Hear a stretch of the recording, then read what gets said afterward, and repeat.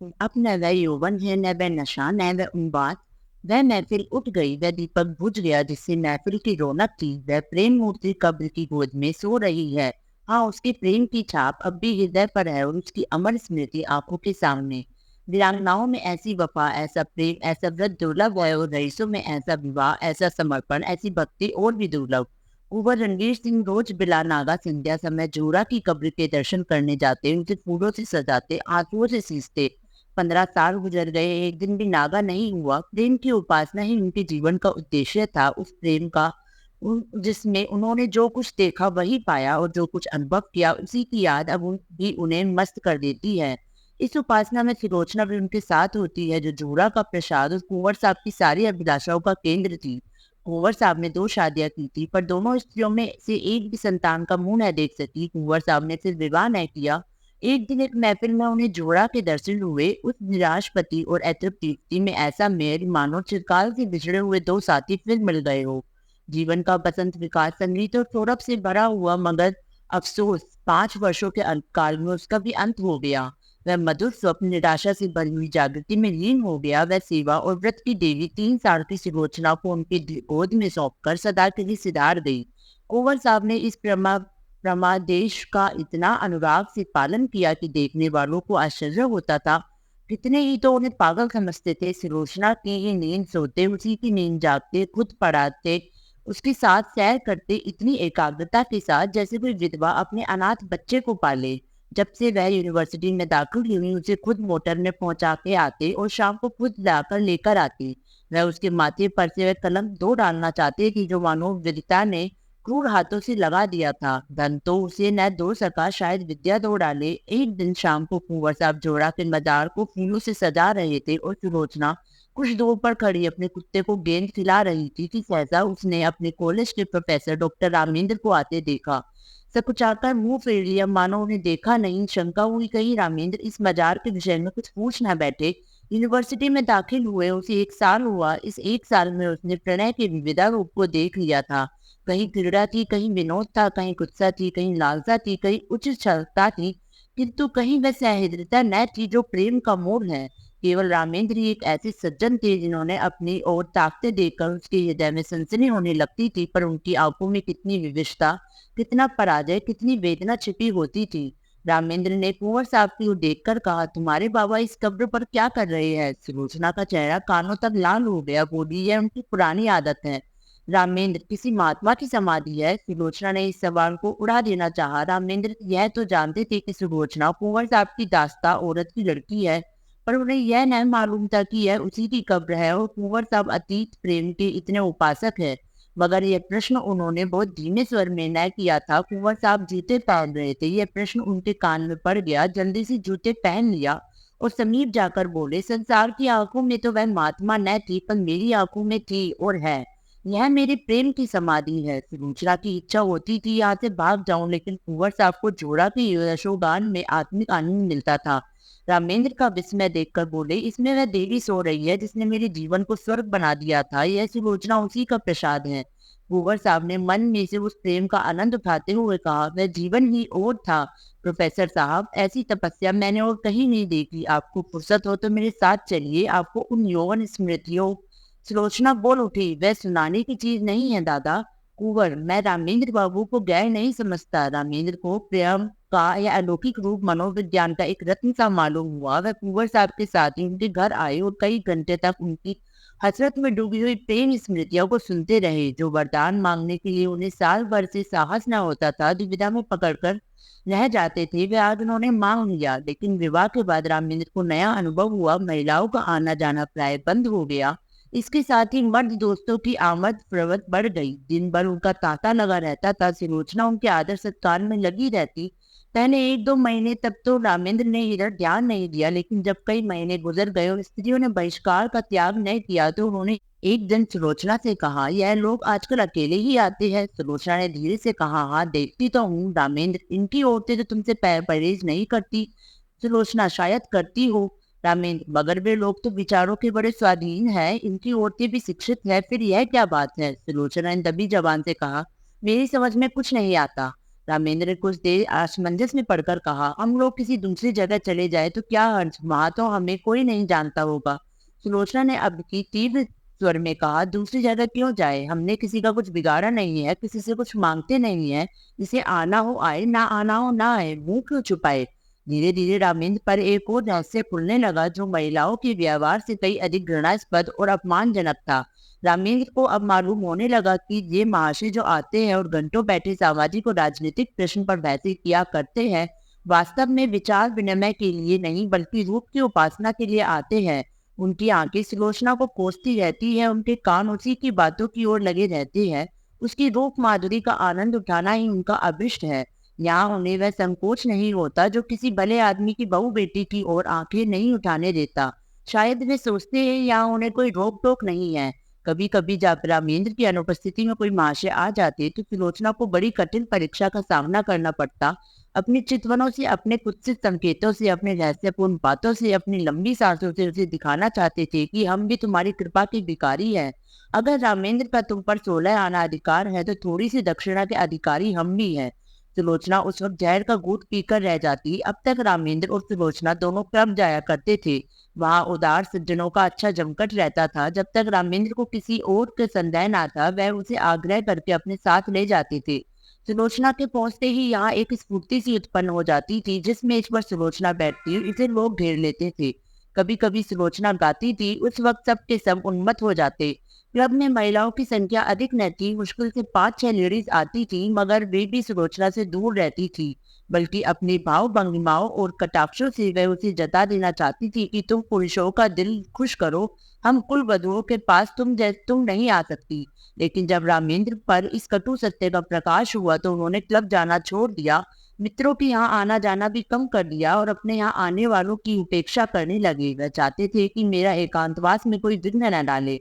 आखिर उन्होंने बाहर आना जाना छोड़ दिया। अपने चारों ओर छल कपट का जाल सा बिछा हुआ मालूम होता था। किसी पर विश्वास न करते थे, किसी से सद्व्यवहार की आशा नहीं। सोचते ऐसे धूर्त कपटी दोस्तों की आड़ में गला काटने वाला आदमी से मिले ही क्यों। वे स्वभाव से मिलनसार आदमी थे, पक्की यारबाश। एक एकांतवास जहाँ का न कोई सैर थी, न विनोद, न कोई चहल पहल, उन्हें कई कठिन जीवन कारावास से कम न था। यद्यपि कर्म और वचन से सुलोचना की दिलजोई करते रहते थे, लेकिन सुलोचना की सूक्ष्म और सशंक आंखों से अब यह बात छिपी न थी कि अवस्था इनके लिए दिन दिन असहाय होती जाती थी। वह दिल में सोचती, इनकी यह दशा मेरे ही कारण तो है, मैं ही तो इनके जीवन का कांटा हो गई। एक दिन उसने रामेंद्र से कहा, आजकल क्लब क्यों नहीं चलते, कई सप्ताह हुए घर से निकलते तक नहीं। रामेंद्र ने बेदिली से कहा, मेरा जी कहीं जाने को नहीं चाहता, अपना घर सबसे अच्छा है। सुलोचना, जी तो उठता ही होगा, मेरे कारण ये तपस्या क्यों करते हो, मैं तो न जाऊंगी, उन स्त्रियों से मुझे घृणा होती है। उनमें एक भी ऐसी नहीं जिसके दामन पर काले दाग ना हो, लेकिन जब सीता बनी फिरती है, मुझे तो उनकी सूरत से चिढ़ हो गई है। मगर तुम क्यों नहीं जाते, कुछ दिल ही बहल जाएगा। रामेंद्र, दिल नहीं पत्थर बहलेगा। अब जब अंदर आग लगी हुई हो तो बाहर शांति कहाँ। सुलोचना चौंक पड़ी। आज पहली बार उसने रामेंद्र के मुंह से ऐसी बात सुनी। वह अपने ही को बहिष्कृत समझती थी। अपना अनादर जो कुछ था उसका था। रामेंद्र के लिए तो अब भी सब दरवाजे खुले हुए थे। वह जहाँ चाहे जा सकते हैं, जिनसे चाहे मिल सकते हैं, उनके लिए कौन सी रुकावट है। लेकिन नहीं, अगर उन्होंने किसी कुलीन स्त्री से विवाह किया होता तो उनकी यह दशा क्यों होती। प्रतिष्ठित घरानों की औरतें आती, आपस में मैत्री बढ़ती, जीवन सुख से कटता, रेशम का पैबंद लग जाता। अब तो उसमें टाट का पैबंद लग गया है। मैंने आकर सारे तालाब को गंदा कर दिया। उसके मुख पर उदासी छा गई। रामेंद्र को भी तुरंत मालूम हो गया कि उनकी जबान से एक ऐसी बात निकल गई जिसके दो अर्थ हो सकते हैं।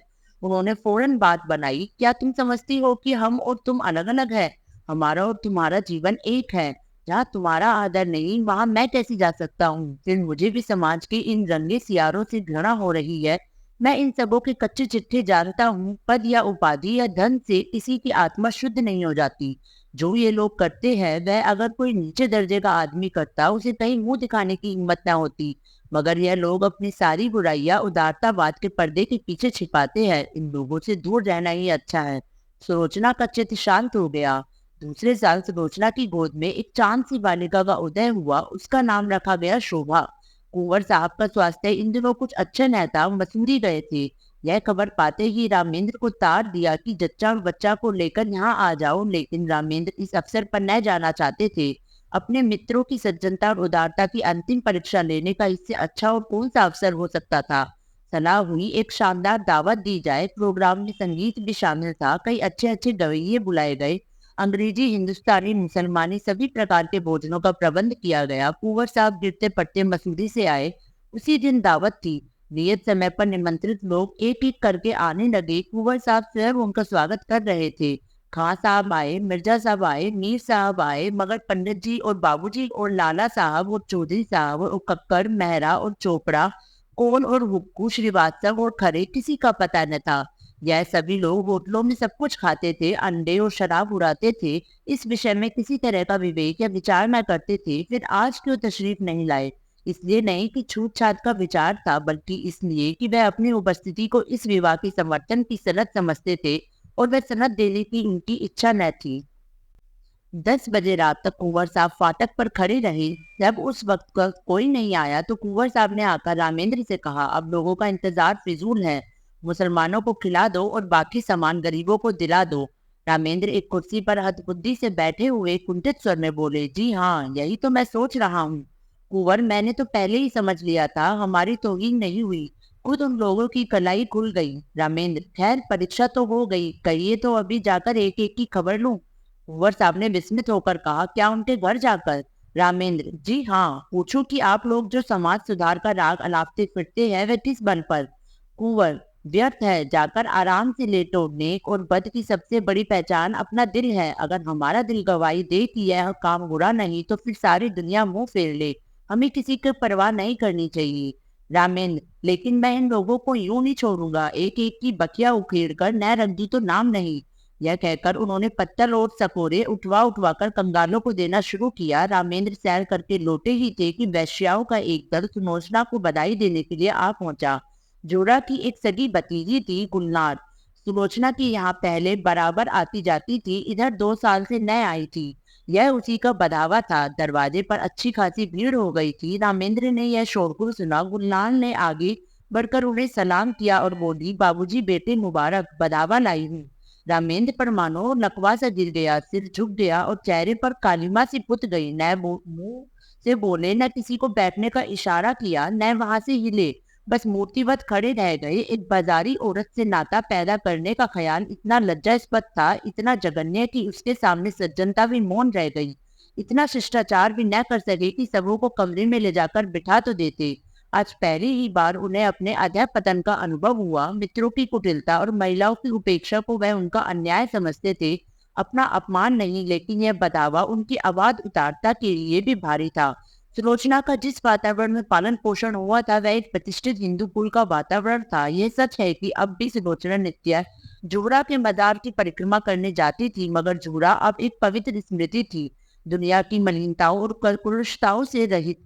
गुलनार ने नातेदारी और परस्पर का निभा दूसरी बात थी। जो लोग तस्वीरों के सामने सिर झुकाते हैं, उन पर फूल चढ़ाते हैं, वे भी तो मूर्ति पूजा की निंदा करते हैं। एक स्पष्ट है, दूसरा सांकेतिक, एक प्रत्यक्ष है, दूसरा आंखों से छिपा हुआ। सुलोचना अपने कमरे में चिक की आड़ में खड़ी रामेंद्र का असमंजस और शोक देख रही थी। जिस समाज को उसने अपना उपासक बनाना चाहा था, जिसके द्वार पर सिजदे करते उसे बरसों हो गए थे, उसकी तरफ से निराश होकर उसका हृदय इस समय उसे विद्रोह करने पर तुला हुआ था। उसकी जी में आता था कि गुलनार को बुलाकर गले लगा लूं। जो लोग मेरी बात भी नहीं पूछते, उनकी खुशामद क्यों करूं? ये बेचारियां इतनी दूर से आई हैं, मुझे अपना ही समझकर तो उनके दिल में प्रेम तो है, या मेरे दुख सुख में शरीक होने को तैयार तो है। आखिर रामेंद्र ने सिर उठाया और शुष्क मुस्कान के साथ गुलनार से बोले, आइए, आप लोग अंदर चलिए, आइए। यह कहकर वो आगे आगे रास्ता दिखाते हुए दीवान खाने की ओर चले कि सहसा मेहरी निकली और गुलनार के हाथ में एक पुर्जा देकर चली गई। गुलनार ने वह पुर्जा लेकर देखा और उसमें रामेंद्र के हाथों में देकर वहीं खड़ी हो गई। रामेंद्र ने पुर्जा देखा, लिखा था, बहन गुलनार, तुम यहाँ नाहक आई, हम लोग यूं ही बदनाम हो रहे हैं, अब और बदनाम मत करो। बदावा वापस ले जाओ, कभी मिलने का जी चाहे रात को आना और अकेली। मेरा जी तुमसे गले लिपट कर रोने के लिए तड़प रहा है, मगर मजबूर हूँ। रामेंद्र ने पुर्जा फाड़कर फेंक दिया और उद्दंड होकर बोले, इन्हें लिखने दो, मैं किसी से नहीं डरता, अंदर आओ।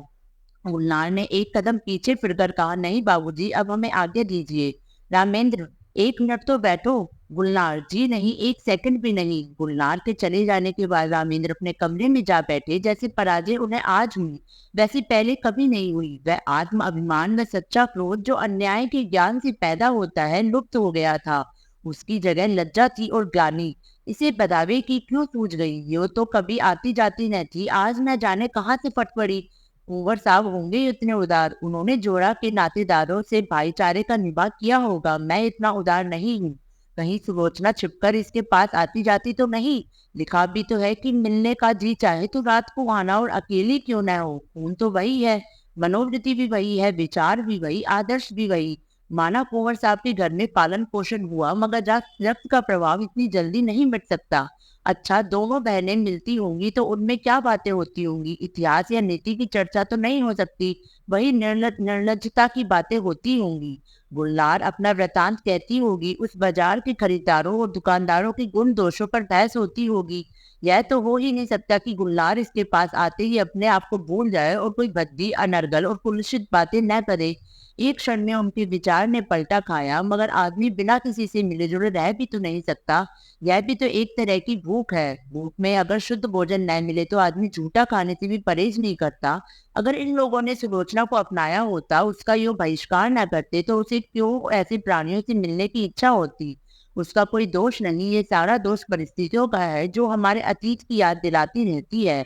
रामेंद्र इन्हीं विचारों में पड़े हुए थे कि कुंवर साहब आ पहुंचे और कटु स्वर में बोले, मैंने सुना गुलनार अभी बदावन आई थी, तुमने उसे लौटा दिया। रामेंद्र का विरोध सजीव हो उठा। बोले, मैंने तो नहीं लौटाया, सुलोचना ने लौटाया, पर मेरे ख्याल में अच्छा किया। कुंवर, तो यह कहो तुम्हारा इशारा था, तुमने इन पतितों को अपनी ओर खींचने का कितना अच्छा अवसर खो दिया है। सुलोचना को देखकर जो कुछ असर पड़ा वह तुमने मिटा दिया। बहुत संभव था कि एक प्रतिष्ठित आदमी से नाता रखने का अभिमान उसके जीवन में एक नए युग का आरंभ करता, मगर तुमने इन बातों पर जरा भी ध्यान न दिया। रामेंद्र ने कोई जवाब ना दिया। कुंवर साहब जरा उत्तेजित होकर बोले, आप लोग क्यों भूल जाते हैं कि हर एक बुराई मजबूरी से होती है। चोर इसलिए चोरी नहीं करता कि चोरी में उसे विशेष आनंद आता है, बल्कि केवल इसलिए कि जरूरत उसे मजबूर कर देती है। हाँ, वह जरूरत वास्तविक है, ये काल्पनिक, इसमें मतभेद हो सकता है। स्त्री के मैके जाते समय कोई गहना बनवाना एक आदमी के लिए जरूरी हो सकता है, दूसरे के लिए बिल्कुल गैर जरूरी। शुदा से व्यथित होकर एक आदमी अपना ईमान खो सकता है, दूसरा मर जाएगा पर किसी के सामने हाथ न फैलाएगा। पर प्रकृति का यह नियम आप जैसे विद्वानों को न भूलना चाहिए कि जीवन लालसा प्राणी मात्र में व्यापक है। जिंदा रहने के लिए आदमी सब कुछ कर सकता है। जिंदा रहना जितना ही कठिन होगा, बुराइयां भी उसी मात्र में बढ़ेगी। जितना ही आसान होगा, उतनी ही बुराइयां कम होगी। हमारा यह पहला सिद्धांत होना चाहिए कि जिंदा रहना हर एक के लिए सुलभ हो। रामेंद्र बाबू, आपने इस वक्त इन लोगों के साथ वही व्यवहार किया जो दूसरे आपके साथ कर रहे हैं और जिससे आप बहुत दुखी है। रामेंद्र ने इस लंबे व्याख्यान को इस तरह सुना जैसे कोई पागल बक रहा हो। इस तरह की दलीलों का वह खुद कितनी ही बार समर्थन कर चुके थे, पर दलीलों से व्यतीत अंग की पीड़ा नहीं शांत होती। पतित स्त्रियों का नातेदार की हैसियत से द्वार पर आना इतना अपमानजनक था कि रामेंद्र किसी दलील से पराभूत होकर उसे भूल न सकते थे। बोले, मैं ऐसे प्राणियों से कोई संबंध नहीं रखता, यह विष अपने घर में नहीं फैलाना चाहता। सहसा सुलोचना भी कमरे में आ गई। प्रसव कान का असर अभी बाकी था, पर उत्तेजना ने चेहरे को आरक्त कर रखा था। रामेंद्र सुलोचना को देखकर तेज हो गए। वह उसे जता देना चाहती थी कि इस विषय में मैं एक रेखा तक जा सकता हूँ, उसके आगे किसी तरह नहीं जा सकता। बोले, मैं यह कभी पसंद नहीं करूंगा कि कोई बाजारू औरत किसी वेश में मेरे घर आए। रात को अकेले या सूरत बदलकर आने से इस बुराई का असर नहीं मिट सकता। मैं समाज के दंड से नहीं डरता, इस नैतिक विष से डरता हूँ। सुलोचना अपने विचार में मर्यादा रक्षा के लिए काफी आत्मसमर्पण कर चुकी थी। उसकी आत्मा ने अभी तक उसे क्षमा न किया था। तीव्र स्वर में बोली, क्या तुम चाहते हो कि मैं इस कैद में अकेले जान दे दूं? कोई तो हो जिससे आदमी हंस बोले। रामेंद्र ने गर्म होकर कहा, हंसने बोलने का इतना शौक था तो मेरे साथ विवाह न करना चाहिए था। विवाह का बंधन बड़ी हद तक त्याग का बंधन है। जब तक संसार में इस विधान का राज्य है और स्त्री को मर्यादा की रक्षक समझी जाती है, उस वक्त तक कोई मर्द यह स्वीकार न करेगा कि उसकी पत्नी बुरे आचरण के प्राणियों से किसी प्रकार का संसर्ग रखे। कुंवर साहब समझ गए कि इस वाद विवाद से रामेंद्र और भी जिद पकड़ लेंगे और मुख्य विषय लुप्त हो जाएगा। इसलिए नर्म स्वर में बोले, लेकिन बेटा, यह क्यों ख्याल करती हो कि ऊंचे दर्जे की पढ़ी लिखी स्त्री दूसरों के प्रभाव में आ जाएगी, अपना प्रभाव न डालेगी? रामेंद्र, इस विषय में शिक्षा पर मेरा विश्वास नहीं। शिक्षा ऐसी कितनी बातों को मानती है जो रीति नीति और परंपरा की दृष्टि से त्याज्य है। अगर पाँव फिसल जाए तो हम उसे काट कर फेंक नहीं देते, पर मैं इसके सामने सिर झुकाने को तैयार नहीं हूँ। मैं स्पष्ट कह देना चाहता हूँ कि मेरे साथ रहकर पुराने संबंधों का त्याग करना पड़ेगा। इतना ही नहीं, मन को ऐसा बनाना पड़ेगा कि ऐसे लोगों से खुद घृणा हो। हमें इस तरह अपना संस्कार करना पड़ेगा कि समाज अपने अन्याय पर लज्जित हो, न यह कि हमारे आचरण ऐसे भ्रष्ट हो जाए कि दूसरों की निगाह में ये तिरस्कार और चित्ते का स्थान पा जाए। सुलोचना ने उद्यत होकर कहा, स्त्री इसके लिए मजबूर नहीं है कि वह आपकी आंखों से देखे और आपके कानों से सुने। उसे यह निश्चय करने का अधिकार है कि कौन सी चीज उसके हित की है और कौन सी नहीं। कुंवर साहब भयभीत होकर बोले, सिल्लो, तुम भूल जाती हो कि बातचीत में हमेशा मुलायम शब्दों का व्यवहार करना चाहिए। हम झगड़ा नहीं कर रहे हैं, केवल एक प्रश्न पर अपने अपने विचार प्रकट कर रहे हैं। सुलोचना ने निर्भीकता से कहा, जी नहीं, मेरे लिए बेड़ियां तैयार की जा रही है, मैं इन बेड़ियों को नहीं पहन सकती। मैं अपनी आत्मा को उतना ही स्वाधीन समझती हूँ जितना कोई मर्द समझता है। रामेंद्र ने अपनी कठोरता पर कुछ लज्जित होकर कहा, मैंने तुम्हारी आत्मा की स्वाधीनता को छीनने की कभी इच्छा नहीं की, और न ही मैं इतना विचारहीन हूँ। शायद तुम ही इसका समर्थन करोगी, लेकिन क्या तुम्हें विपरीत मार्ग पर चलते देखूं तो मैं तुम्हें समझा भी नहीं सकता। सुलोचना, उसी तरह जैसे मैं तुम्हें समझा सकती हूँ, तुम मुझे मजबूर नहीं कर सकते। रामेंद्र, मैं इसे नहीं मान सकता। सुलोचना, अगर मैं अपने किसी नातेदार से मिलने जाऊं तो आपकी इज्जत में बट्टा लगता है। क्या इसी तरह आप ये स्वीकार करेंगी कि आपका व्यभिचारियों से मिलना जुलना मेरी इज्जत में दाग लगाता है? रामेंद्र, हाँ, मैं मानता हूँ। सुलोचना, आपका कोई व्यभिचारी भाई आ जाए तो आप उसे दरवाजे से भगा देंगे? रामेंद्र, तुम मुझे इसके लिए मजबूर नहीं कर सकती। सुलोचना, और आप मुझे मजबूर कर सकते हैं? रामेंद्र, बेशक। क्यों? इसलिए कि मैं पुरुष हूँ, इस छोटे से परिवार का मुख्य अंग हूँ। इसलिए कि तुम्हारे ही कारण मुझे रामेंद्र कहते कहते रुक गए। वह सुलोचना उनके मुंह से निकलने वाले शब्दों को ताड़ गई। उसका चेहरा तमतमा उठा, मानो छाती में बर्छी सी लग गई। मन में ऐसा उद्वेग उठा कि इसी क्षण घर छोड़कर सारी दुनिया से नाता तोड़कर चली जाऊं और फिर इन्हें कभी मुंह न दिखाऊं। अगर किसी का नाम विवाह है तो किसी की मर्जी की गुलाम होकर रहूं, अपमान सहकर रहूं, तो ऐसे विवाह को दूर से ही सलाम। वह तैश में आकर कमरे से निकलना चाहती थी कि कुंवर साहब ने लपक कर उसे पकड़ लिया और बोले, क्या करती हो बेटी, घर में जाओ, क्यों रोती हो? अभी तो मैं जीता हूँ, तुम्हें क्या गम है? रामेंद्र बाबू ने कोई ऐसी बात नहीं कही और न कहना चाहते थे। फिर आपस की बातों का क्या बुरा मानना, किसी अवसर पर तुम भी जो जी में आए कह देना। यूं समझाते हुए कुंवर साहब उसे अंदर ले गए। वास्तव में सुलोचना कभी गुलजार से मिलने की इच्छुक न थी। वह उस समय स्वयं भागती थी। एक क्षणिक आवेश में उसने गुलजार को वह पुर्जा लिख दिया था। मन में स्वयं समझती थी इन लोगों से मेलजोल रखना मुनासिब नहीं, लेकिन रामेंद्र ने यह विरोध किया, यही उसके लिए असहाय था। यह मुझे मना क्या क्यों करे? क्या मैं इतना भी नहीं समझती? क्या इन्हें मेरी ओर से इतनी शंका है? इसलिए तो कि मैं एक कुलीन नहीं हूँ। मैं अभी अभी गुलजार से मिलने जाऊंगी, जिद्दन जाऊंगी। देखो मेरा क्या करते हैं। लाड प्यार में पली हुई सुलोचना को कभी किसी ने तीखी आंखों से न देखा था। कुंवर साहब उसकी मर्जी के गुलाम थे। रामेंद्र भी इतने दिनों उसका मुंह जोते रहे।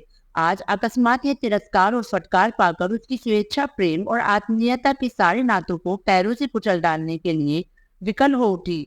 वह सब कुछ सह लेगी, पर यह दोष, यह अन्याय, यह अपमान उससे न सहा जाएगा। उसने खिड़की से सिर निकालकर कोचवान को पुकारा और बोली, गाड़ी लाओ, मुझे चौक जाना है, अभी लाओ। कुंवर साहब ने चुमकार कर कहा, बेटी सिल्लो, क्या कर रही हो? मेरे ऊपर दया करो, इस वक्त कहीं मत जाओ, नहीं हमेशा के लिए पछताना पड़ेगा। रामेंद्र बाबू भी बड़े गुस्सेवर आदमी है, फिर तुमसे बड़े हैं, ज्यादा विचारवान हैं। उन्हीं का कहना मान जाओ, मैं तुमसे सच कहता हूँ। तुम्हारी माँ जब थी तो कई बार ऐसी नौबत आई कि मैंने उनसे कहा घर से निकल जाओ, पर उस प्रेम की देवी ने कभी ड्योरी के बाहर पाँव नहीं निकाला। इस वक्त धैर्य से काम लो, मुझे विश्वास है जरा देर में रामेंद्र बाबू खुद लज्जित होकर तुम्हारे पास अपराध क्षमा करने आएंगे। सहसा रामेंद्र ने आकर पूछा, गाड़ी क्यों मंगवाई, कहाँ जा रही हो? रामेंद्र का चेहरा इतना क्रोधात्मक हो रखा था कि सुलोचना सहम उठी। दोनों आंखों से ज्वाला सी निकल रही थी, नथने फड़क रहे थे, पिंडलियां कांप रही थी। यह कहने की हिम्मत न पड़ी कि गुलनार के घर जाती हूँ।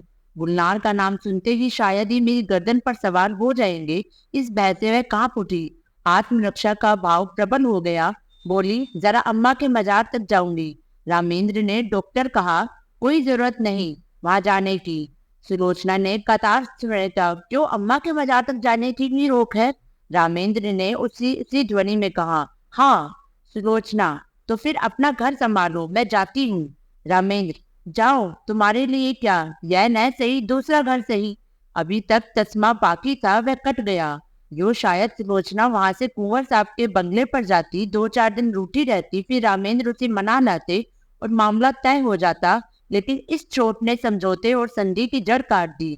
सुलोचना दरवाजे तक पहुंची थी, वही चित्रलिखित सी खड़ी रह गई, मानो किसी ऋषि के शाप ने उसे प्राण खींच लिए हो। वहीं बैठ गई, न कुछ बोल सकी न कुछ सोच सकी। जिसके सिर पर बिजली गिर पड़ी हो, वह क्या सोचे, क्या रोए, क्या बोले। रामेंद्र के वे शब्द बिजली से भी कई अधिक घातक थे। सुलोचना कब तक वहां बैठी रही, उसे कुछ खबर न थी। जब उसे कुछ होश आया तो घर में सन्नाटा छाया हुआ था। घड़ी की तरफ आंख उठाई, 1 बज रहा था। सामने आराम कुर्सी पर कुंवर साहब नवजात शिशु को गोद में लिए सो गए थे। सुलोचना ने उठकर बरामदे में झांका। रामेंद्र अपने पलंग पर लेटे हुए थे। उसके धीन में आया, इसी वक्त इन्हीं के सामने जाकर कलेजे में छुरी मारूं और इन्हीं के सामने तड़प तड़प कर मर जाऊं। वह घातक शब्द याद आ गए। इनके मुंह से ऐसे शब्द निकले क्यों कर? इतने चतुर, इतने उदार और इतने विचारशील होकर भी ये जुबान पर ऐसे शब्द क्यों कर ला सके? उसका सारा अस्तित्व भारतीय आदर्शों की गोद में पली हुई भूमि पर आसक्त पड़ी हुई अपनी दीनता पर रो रहा था। वह सोच रही थी, अगर मेरे नाम पर यह दाग न होता, मैं भी कुलीन होती, तो क्या ये शब्द इनके मुंह से निकल सकते थे? लेकिन मैं बदनाम हूँ, दलित हूँ, त्याज्य हूँ, मुझे सब कुछ कहा जा सकता है। उफ, इतना कठोर हृदय! क्या वह किसी दशा में भी रामेंद्र पर इतना कठोर प्रहार कर सकती थी? बरामदे में बिजली की रोशनी थी। रामेंद्र के मुख पर शोभ या ग्लानि का नाम भी न था। क्रोध की कठोरता अब तक उसके मुख को विकृत किए हुई थी। शायद इन आंखों में आंसू देखकर अब भी सुलोचना के आहत हृदय को तस्कीन होती, लेकिन वहां तो अभी तक तलवार खिंची हुई थी। उसकी आंखों में सारा संसार सूना हो गया। सुलोचना फिर अपने कमरे में आई। कुंवर साहब की आंखें अब भी बंद थी। इन चंद घंटों में ही उनका तेजस्वी मुख कांतिहीन हो गया था। गालों पर आंसुओं की रेखा सूख गई थी। सुलोचना ने उनके पैरों में पास बैठकर सच्ची भक्ति के आंसू बहाए। हाय, मुझ अभागिनी के लिए इन्होंने कौन कौन से कष्ट नहीं झेले, कौन कौन से अपमान नहीं सहे, अपना सारा जीवन ही मुझ पर अर्पण कर दिया, और उसका यह हृदय विदारक अंत। सुलोचना ने फिर बच्ची को देखा, मगर उसका गुलाब का सा विकसित मुंह देखकर भी उसका हृदय में ममता की तरंग न उठी। उसने उसकी तरफ से मुंह फेर लिया। यही वह अपमान की मूर्तिमान वेदना है जो इतने दिनों मुझे भोगनी पड़ी। मैं इसके लिए क्यों अपने प्राण संकट में डालूं? अगर उसके निर्दयी पिता को उससे प्रेम है तो उसको पाले, और एक दिन वह भी उसी तरह रोए जिस तरह आज मेरे पिता को रोना पड़ रहा है। ईश्वर अब की बार जन्म देगा तो किसी भले आदमी के घर जन्म देना।